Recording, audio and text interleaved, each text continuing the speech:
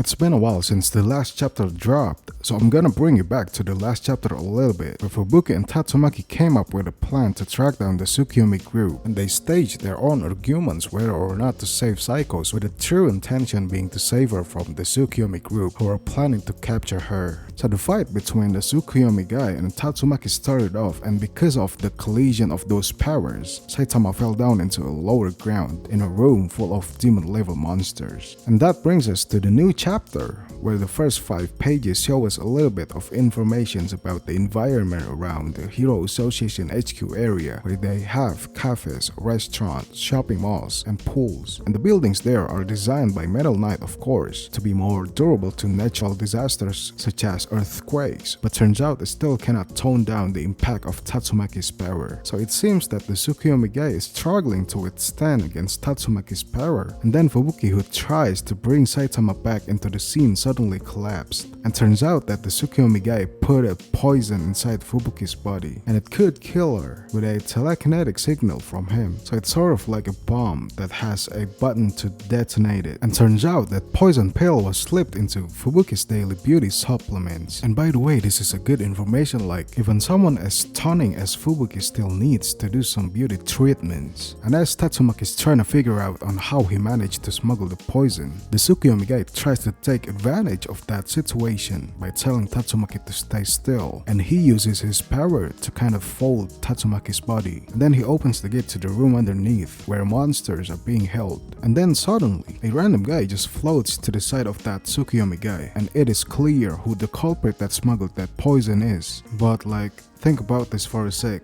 This random dude had to take the hero exam to be one of the heroes in Hero Association, right? And he somewhat had to be a hero for quite a while before getting accepted into Blizzard group, right? Like, I don't know guys, I might be thinking a little bit too much, but it's just kind of odd to me. So moving on, Saitama breaks out of that room and kills all the monsters there to save the day. And Tatsumaki somehow manages to find the poison inside Fubuki's body and shapes it into some kind of needle and excretes it through Fubuki's belly and out to pierce through the Tsukuyomi guy's hands, and it penetrates inside his eye. And then Tatsumaki pulls off an infamous Chibaku Tensei on him to seal him off and interrogate him later. And then all the members of Fubuki group got yelled at by Tatsumaki because they couldn't protect Fubuki and be of any use to her. And this argument between Fubuki and Tatsumaki isn't scripted like before. It's all natural that Tatsumaki doesn't want Fubuki to have unreliable comrades, and it looks like it's slowly getting into the same plot as the webcomic version. And then Tatsumaki, who is out of her mind, tries to injure them enough to never work as heroes again. And then there's Saitama again, saving the lives out of them by grabbing Tatsumaki's hand, and complains that she's going too far for a lecture. And that's where the chapter ends. I think most definitely they will fight each other and go outside that building and destroy a bunch of stuff just like in the webcomic. I thought it wouldn't happen this soon because, as we know from the last chapter, the relationship between Tatsumaki and Fubuki is really tight. But then the poison thing happened, and that became the underlying cause for the arguments between the sisters, and eventually leads to the fight between Saitama and Tatsumaki. So yeah, I think One and Murata did a great job to make those things up, just to make the Saitama versus Tatsumaki fight happen. So I think that's all for today, and as always, I'll see you next time.